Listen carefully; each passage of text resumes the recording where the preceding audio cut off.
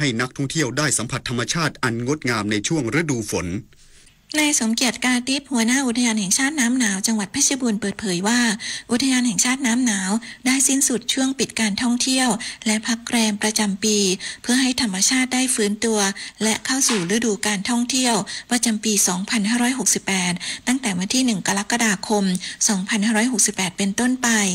การเปิดการท่องเที่ยวในครั้งนี้ครอบคลุมแหล่งท่องเที่ยวสำคัญภายในเขตอุทยานเช่นจุดชมวิวพระอาทิตย์ขึ้นภูค้อจุดชมวิวพระอาทิตย์ตกถ้ำผาหงสวนสนบ้านแปกสวนภูกลุ่มข้าวน้ำตกเหวทรายน้ำตกทรายทองและถ้ำใหญ่น้ำหนาวพร้อมบริเวณที่ทำการอุทยานแห่งชาติน้ำหนาวได้เตรียมความพร้อมทั้งด้านความปลอดภัยสิ่งอำนวยความสะดวกและการจัดพื้นที่เพื่อรองรับนักท่องเที่ยวที่จะเดินทางมาสัมผัสความสวยงามของธรรมชาติในช่วงฤดูฝนพร้อมขอความร่วมมือปฏิบัติตามระเบียบอุทยานอย่างเคร่งครัดทั้งนี้นักท่องเที่ยวสามารถสอบถามข้อมูลเพิ่มเติมได้ที่ศูนย์บริการนักท่องเที่ยวอุทยานแห่งชาติน้ำหนาวหมายเลขโทรศัพท์ 0610428234 หรือทางเพจ Facebook อุทยานแห่งชาติน้ำหนาวเพลินจิตสวนสินพงศ์สวท.เพชรบูรณ์รายงานจบข่าวธราวุฒิวิชัยดิษฐ์อ่านรับฟังข่าวครั้งต่อไปเวลา 10 นาฬิกาครับติดตามข่าวที่นำเสนอไปแล้วได้ที่ www.thainews.prd.go.th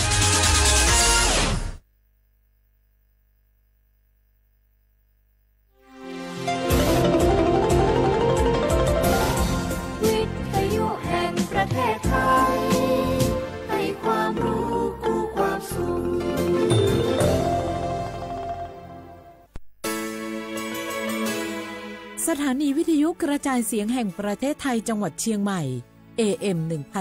1476 กิโลเฮิรตซ์สถานีวิทยุภาคภาษาชาติพันธุ์แห่งเดียวในประเทศไทยที่มีความทันสมัยเชื่อถือได้สร้างอัตลักษณ์กลุ่มชาติพันธุ์สู่สากล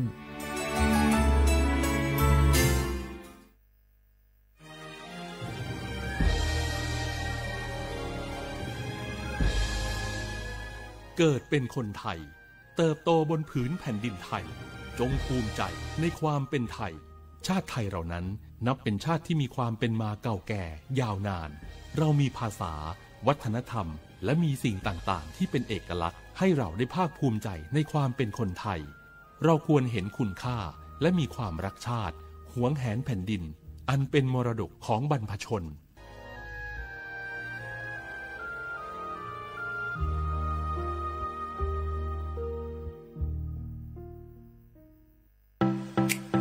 เจ้าหยุดยาวปีนี้ปิ๊กบ้านก็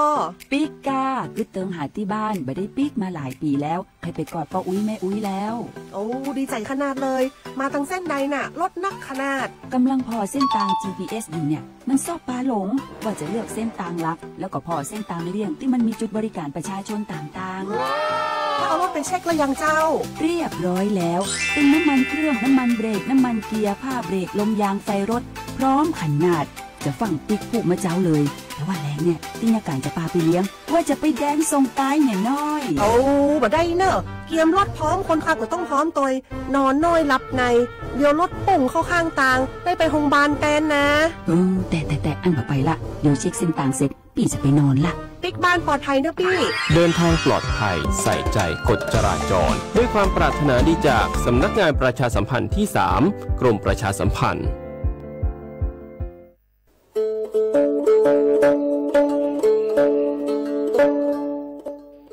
เปอร์มุกาพัตีปูโฟเวโฟก็กาเดเนาะตัดนี้เนี่ยกิเหตุกินาตะกิตะโกมีเวลปกาเลอากสูออสเวลสิทธิบัตรทองเซกว่าตีคือค่าเสียดอกกระจัดเวกว่าเลโจโกโมโอเลสูออสเวลสิทธิบัตรทองหรือสิทธิ30 บาทเซนี้ก็บักเกเวปกาโจเตโฟอลีโคกอแม่โอเวดิชิเซอร์เพลตะแกปาดูโฟบาแต่เมื่อสิทธิรัฐวิสาหกิจบาแต่มาตาเลองค์กรมหาชนบาแต่แกปรามาตาเลทีก่อบาปราเลสัวสวยออกสิทธิบัตรทองเซนีมากว่าเซดาเวเลิกก็จะเลิกเว็บไซต์สปสช.แอปพลิเคชันสปสช.ไลน์สปสช.หรือโทรศัพท์เตอร์เซอ เซอตุบะมีเนาะ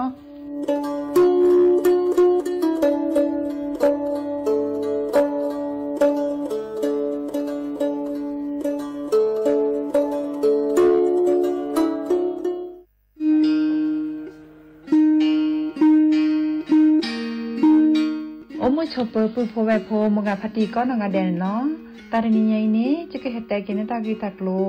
นิเวลตากีตากโลตาเฟชอตเลตาชาฮีเลสัวทอโบลีเลปบาสัวเชลอมีปราเลอโจกมอโอเลอสัวสิทธิบัตรทองหรือสิทธิ30 บาทนี้มิโลบาชอตเลสัวตาชาฮีเลอซอชอตเลเซตนี้นี้จะอานาเกลุยลาบาเฟชอตเลเลกสัวตาชาฮีซอนี้ตดมีและแต่บาตชาฮีและเลิกก็จะดาเวคีดมีผ่านแอปพลิเคชันออนไลน์สปสช.ไลน์สปสช.หรือโทรศัพท์เตอเซตัวกาเลโลบาเฟชอตเลตชาฮีเนสูออที่โคกอดเบลอโพสโฮเลโคกอตโอดีบานีสูออเลตาโอเพลอลีสเกรเดออโมอาปาอลิโคกอลิโคเชอเซเจปราเลโลบาสูออตชาฮีเลตโลเดลิโคกออัลโลโอลโชบานีมาตาลอติเซดาเวสูออเลลิอุซาเลปากจาอเดเลเปเลโออตาลีเลอลอติลอแชลีเลเปลอทีเปเปลอมอูเปนี่ลอ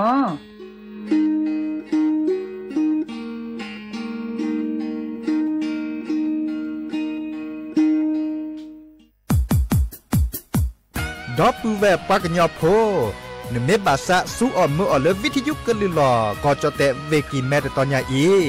บอบบาเนบากะกึเลนตาพิตามาตาพิออมมาออจะแต่กว่าก็ได้และสนใจโฆษณาเนื้ออดจัดสิกว่าสวทเชียงใหม่เบอร์โทรศัพท์053 276 068เมตเมบะ092 246 8579เซทอโบลอ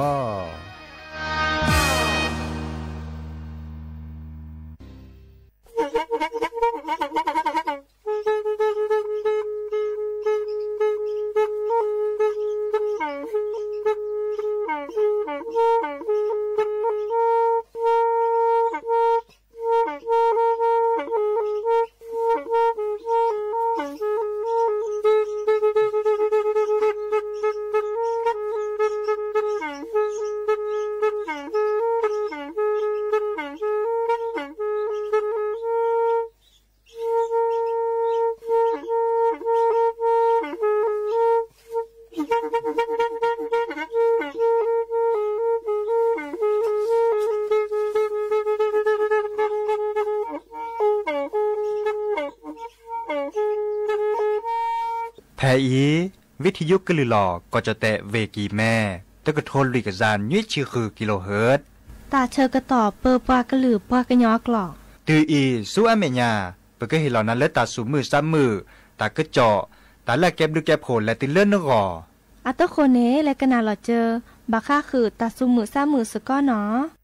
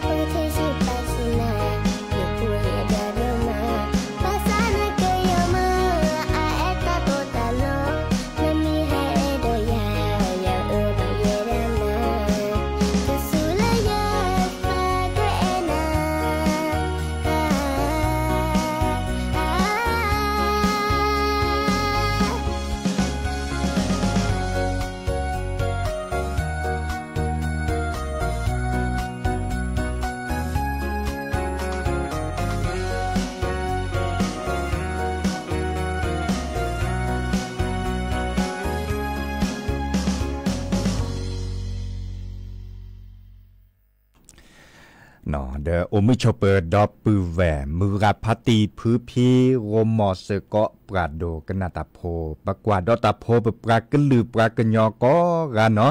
ตาเชก็ตอมือรอคอควินนารีและตือเลออนาริตชีแฮตุกลซับแฮเลตลอดตัดและเรดิโอไทยแลนด์เชียงใหม่แต่ตอนใหญ่เนาะ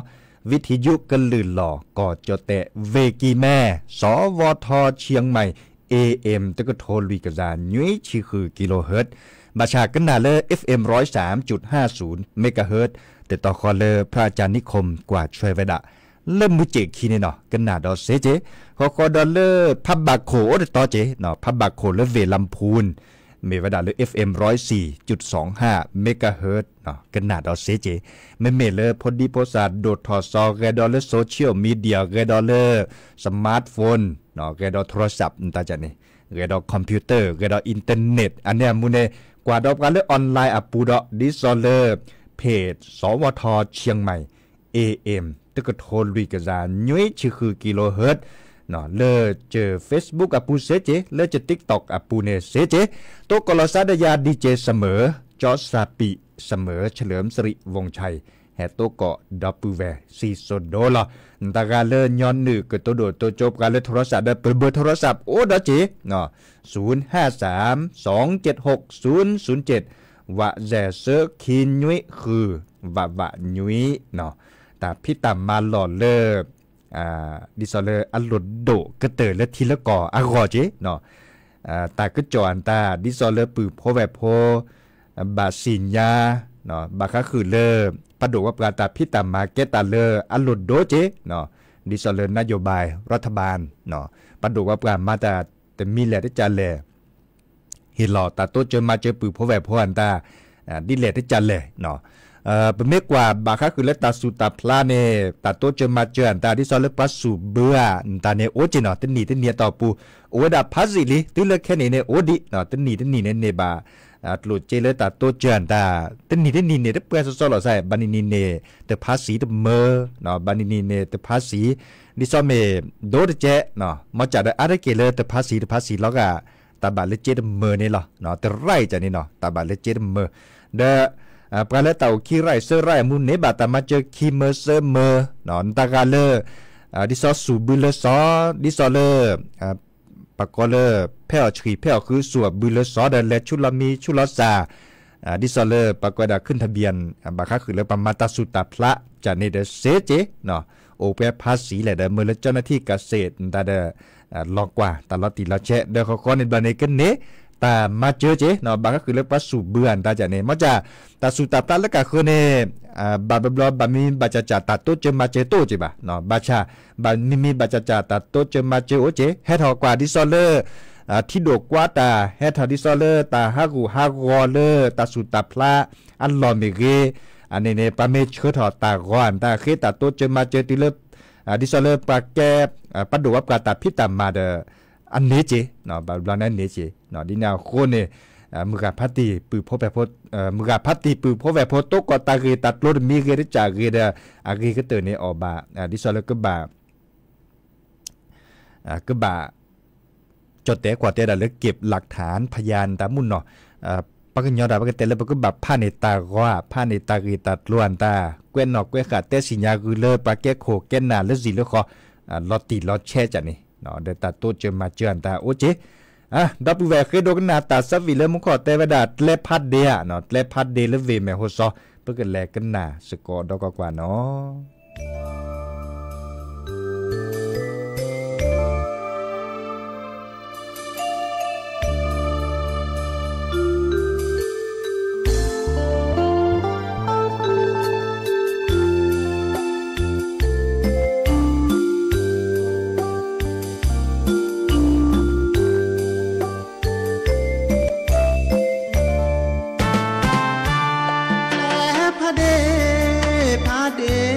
เมโฮ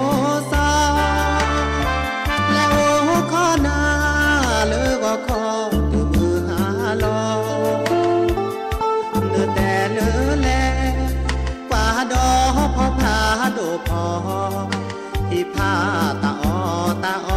เธอที่เธอแห่เพื่ออเธอลอแต่ ปรานามือก็นอมือลากาขอเสโนมามือนี้มือซอ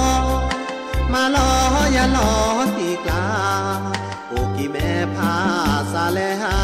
มือนอมือลาฮัลโหลปูยาแม่เธอปลาแม่เลแดนารีจอมอตอปูลอลีบาเลเลมือดูกีนอยานอบาก็มืออันนี้ขอมือนี้บาลีขอโชคราลอเดอแม่ทีมือก็นอเมโหซอจะเดินหน้าเลยไม่แว่ดาเลยนะอ้อนี่ลอเกิดเดินและขอสอนีไอเลมือสุขีเจอปลาสุเกเจอแม่บาเกโคคีดอเลที่แม่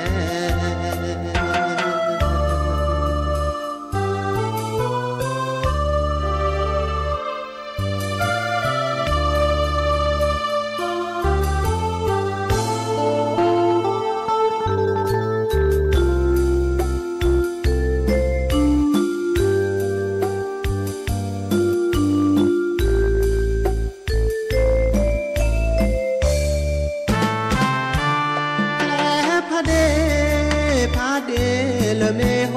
ซาและโอขอนาเลก็ขอดือมือหาลอเนื้อแต่เลอแล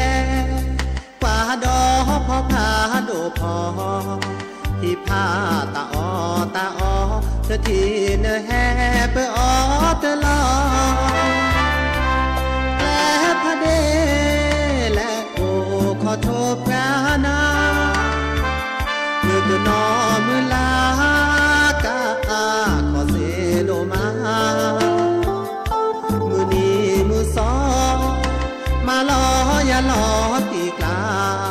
โอกี่แม่พาซาเลหามือนอมือลาฮัลโหลปูยาแค่เธอปลาแม่เลแดนารีจอมอตอปูลอลีมาเลมือดูกีเนมาลอยานอบาก็มืออันนี้ขอมือนี้บาลีขอโชคราลอเดอแม่ทีมือก็นอเมโหซอจะเดินหน้า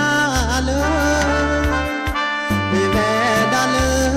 ยนะอ้อนี่ลอเกิดเดินขอสอนีอาแกลเลอมือสุขีเจอปลาสุเกเจอแม่บาเกโคคีดอเลอที่แม่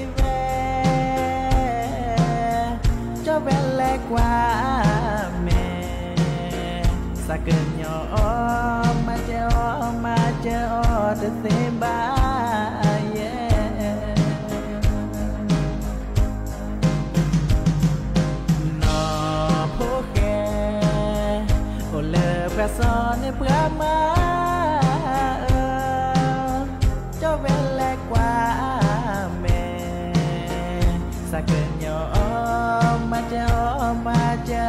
madete le no poke me kwale ne na mota ye ai ke cho ala ke ekina pa kusa dena ke de ne de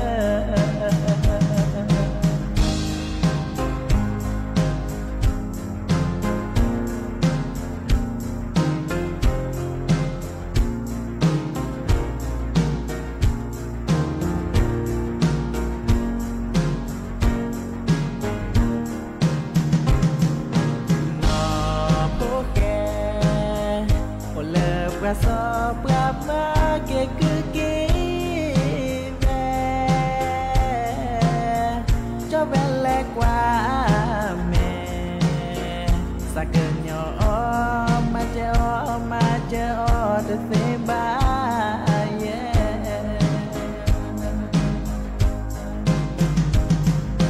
no poke o le braso ne brama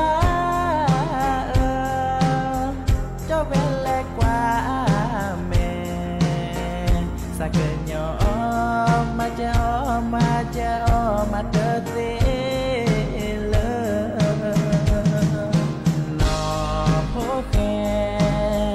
me kwale ne na mota ye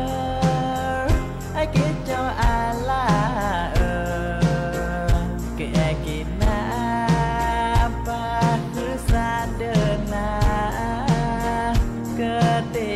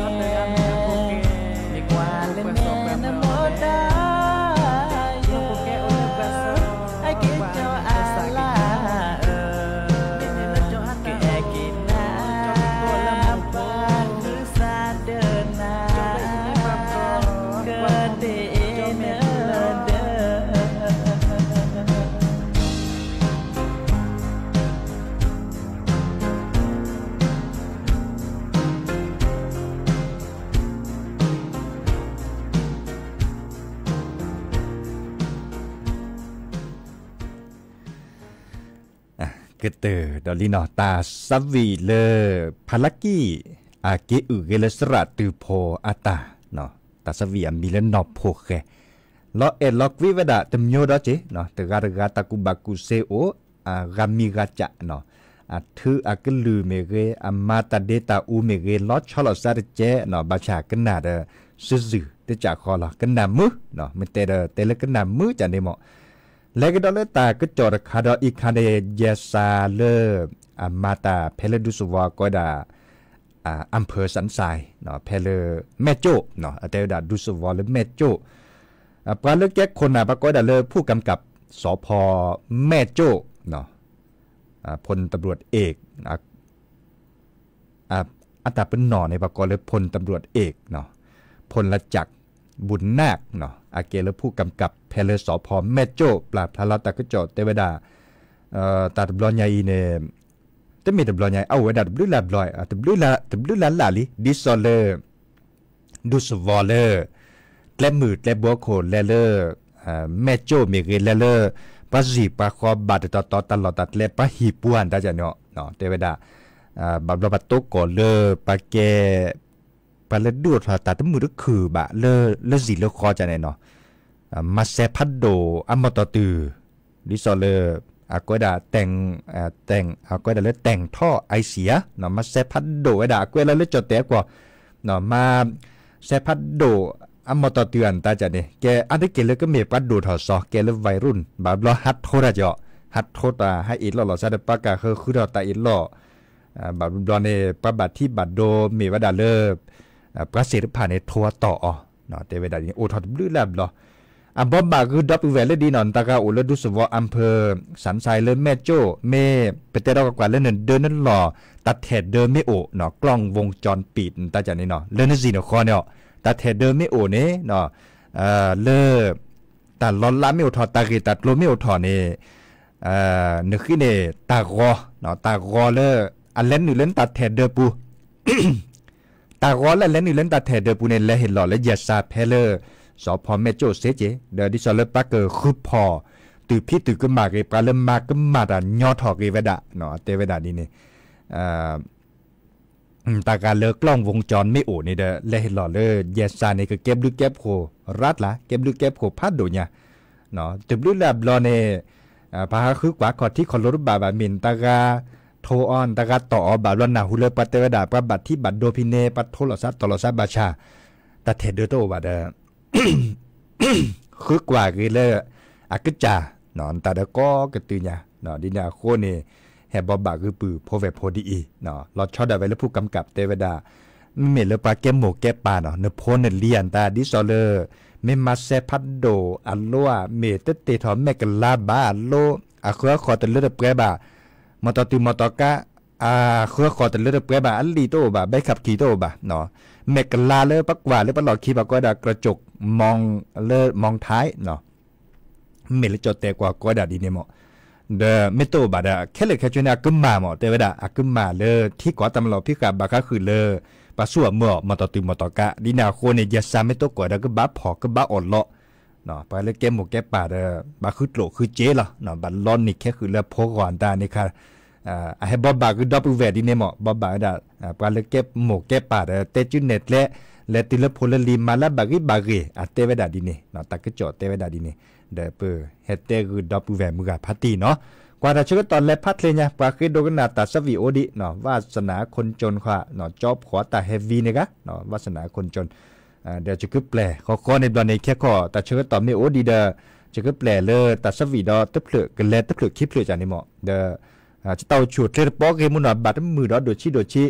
ดินาโคในแต่นิยายจะเกิดเตดาเปยละกอคอนี่เนาะแฮตุกกอลซันเลิกแค่มาหาดอคือนารีตุเลนยี่นารีแต่นิยายโอชวดเลยเบมือซาพรีก็กะกันนาเกเลตาสวีเดเลตาเล็กคิดตาเล็บเล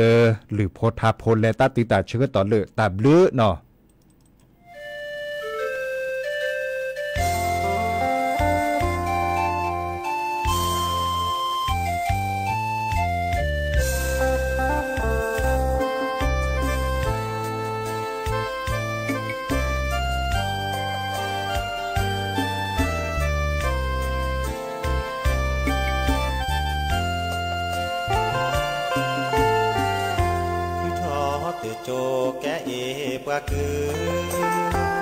มีทอเปื้อเกอลอคือตามาแลเลโซเบอสาบาพอลุเชคาลอเปื้อคออาพอแกลเลก็คอโชโมท้อแม่ที่รอคือทอเตือโจแกเอปะแปลมีทอเปื้อเคือเปื้อบาหาคือตามาแลเปื้อหาเวมองจะคือเลเวกิแม่ตามานาเตอพาแลเปื้อบากมาดีอาแกมือลอเซบอบูทอเลมือกะหาโตโมทอบาเกเลเปโมเปปาโตโมทอเดโวมอเตกอกอกา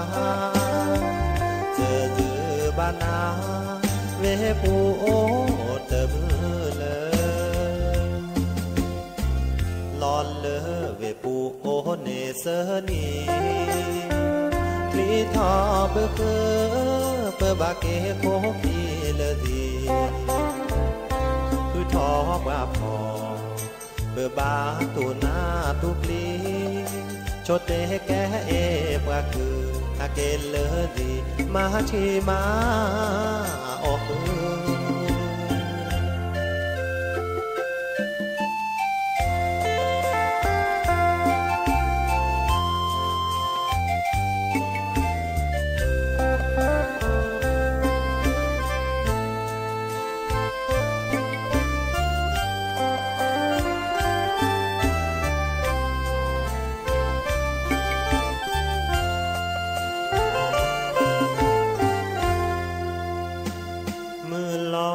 บอ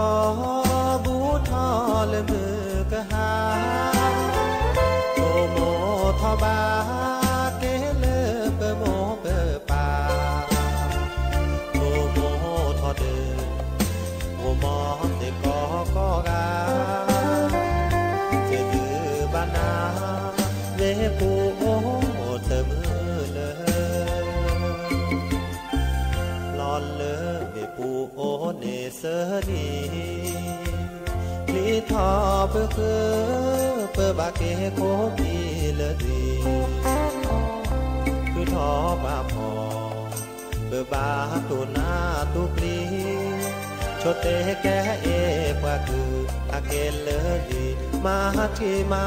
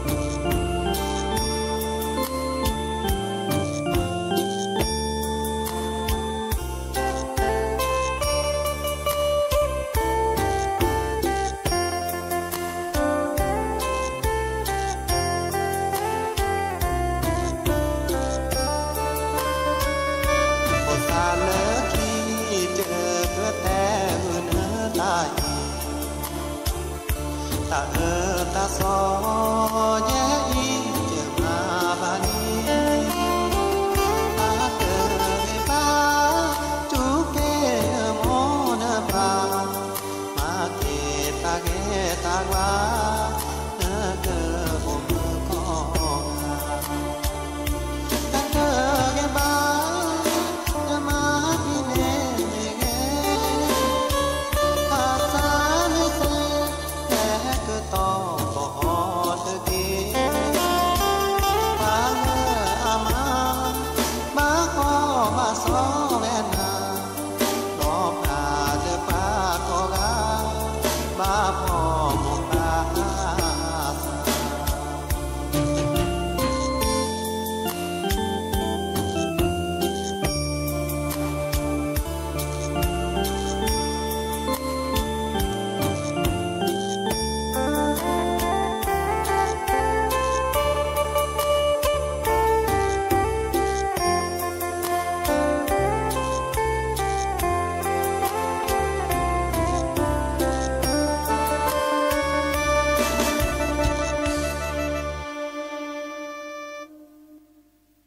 โอ้มา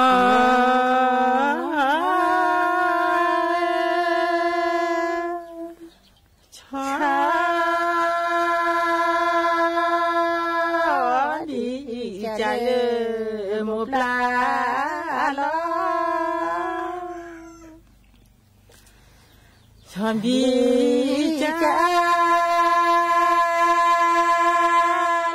มโมปลาเกินลาอุเลนจูนเดเกินลา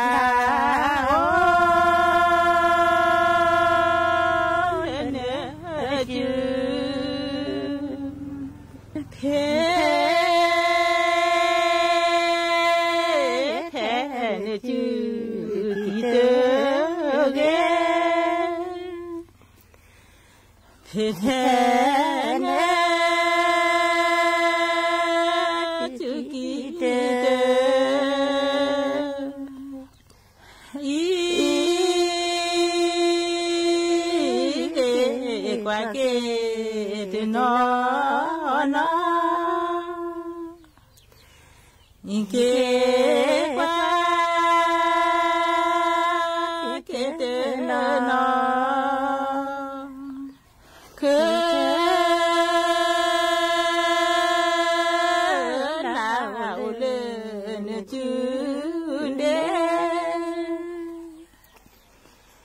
ลา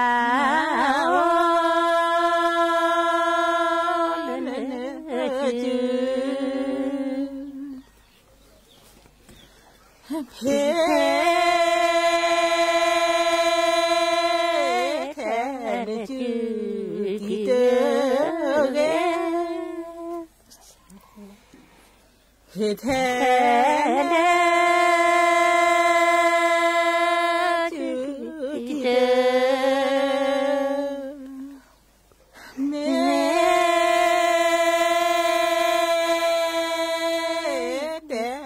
นจออาสาเสเตนะจออาสาเกินลายทอนเชนลาทอนเชดีลือทอทาแม่คีดีลือทอทาแม่กว่าเฮนอลอตอลอเดกว่าเฮนอลอตอลอเก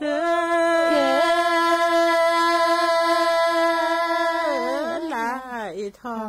นเชนีลาเอทอนเชดีลือทอทาแม่คีดีลือทอทาแม่โอ้มา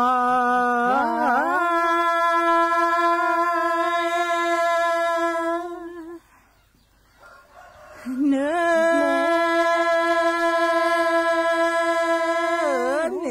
โอเล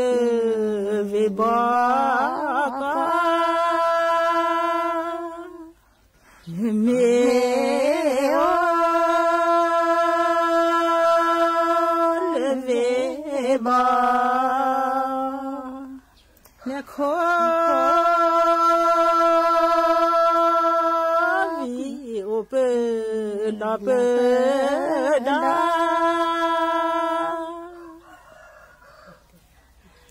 ขอวิโอเปลาเปโอ้มา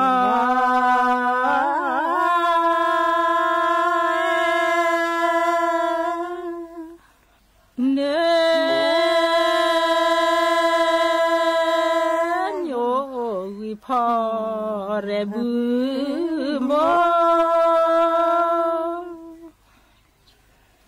เนโยกีพอเรบุ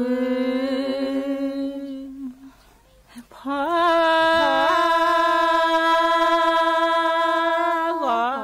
มาเนเจเ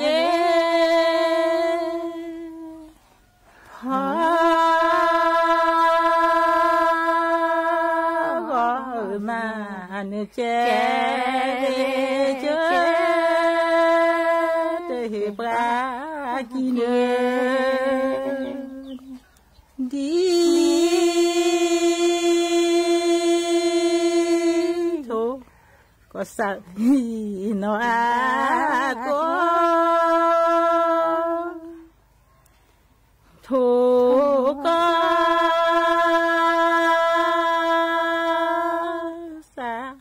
นวาพอก็มาเนเจเร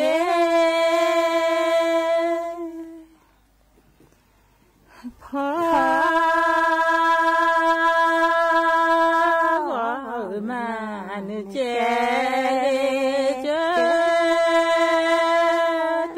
ปรากิเนโอ้มา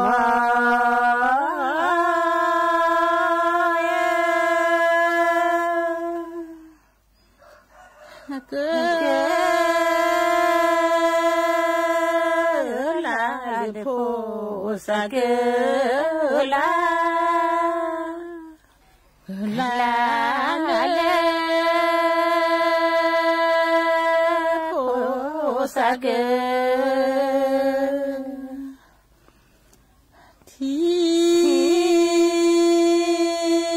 เร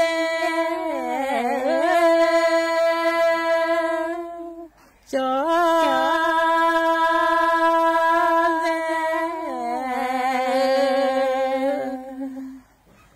ที่รู้พอสะเลเดเรจีเลจอเก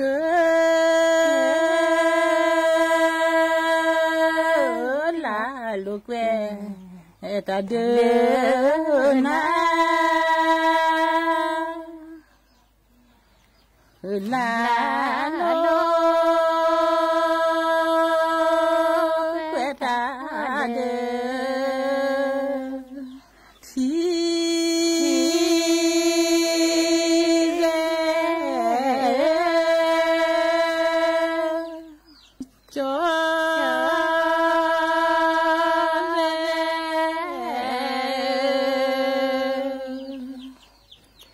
ที่รู้พอสะเลเดเรปราจีเลจอโอ้มา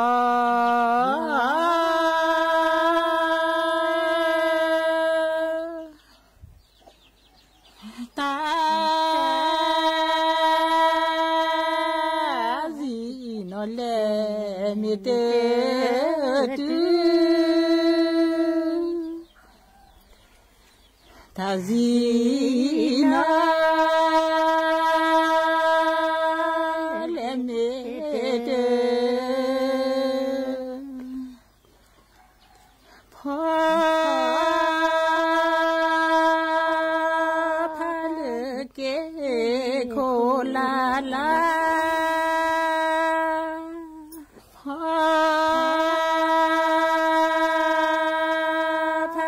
เกโคลาลาจอเสเลยดอแน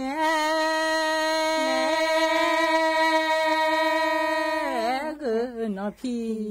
คือพี่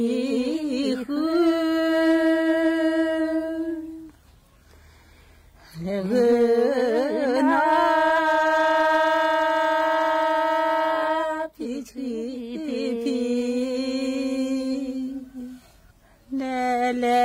กว่าทอเชโทเชพอแลดอนอ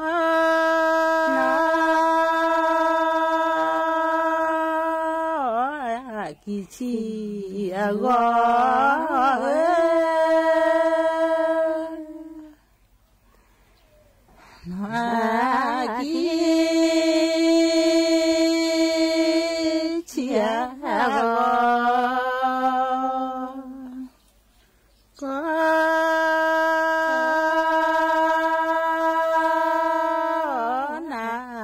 ดี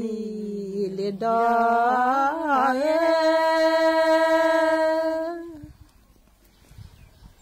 บ้า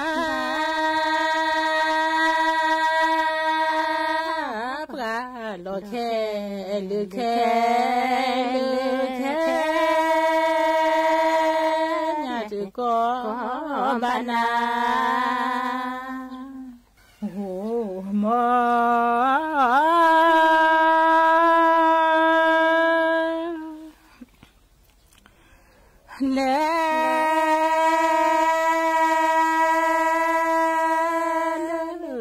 ปู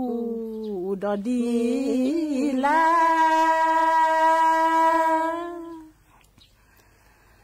วาเลสาพอดอย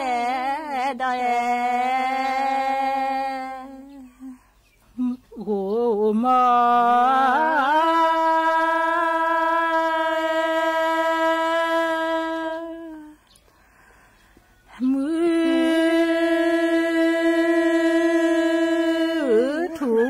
สิหาเกิด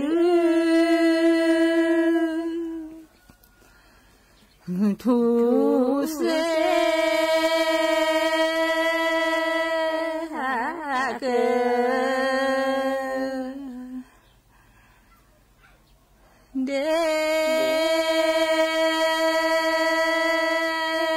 เกพอมาลอนา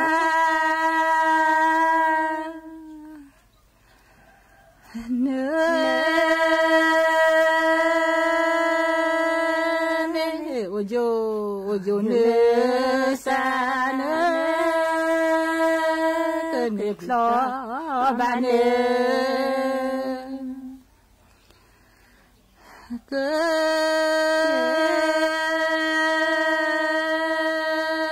ดลือเดือดจอเดือดหาซื้อก็ลือเดจอดเดือแกลลือจะแลบาเดือจอแกลลือเจ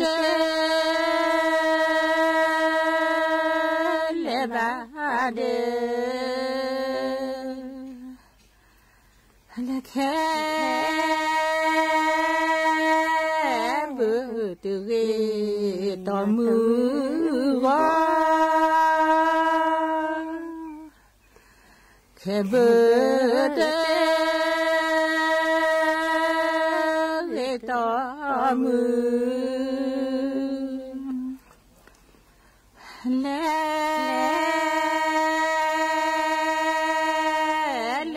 ไม่ตื้อ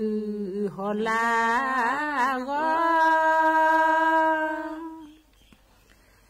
กเล่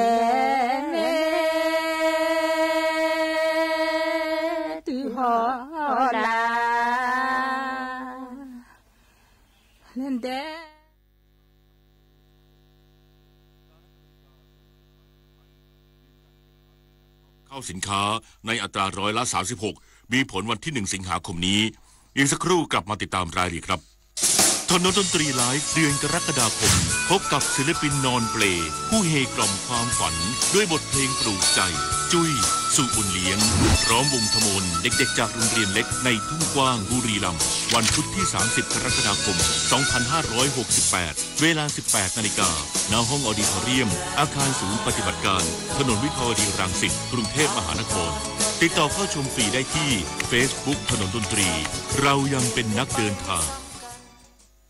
รู้ไหมว่าโรคพิษสุนัขบ้าติดต่อสู่คนได้และหากแสดงอาการแล้วไม่มีโอกาสรอดถูกสุนัขหรือแมวกัดข่วนหรือแม้แต่เลียบาดแผลอย่ารอช้ารีบล้างแผลด้วยน้ำและสบู่ให้สะอาดแล้วไปพบแพทย์ทันทีเพื่อรับวัคซีนป้องกันจำไว้วัคซีนช่วยชีวิตได้โรคพิษสุนัขบ้าป้องกันได้ถ้ารู้ทันและไม่ประมาท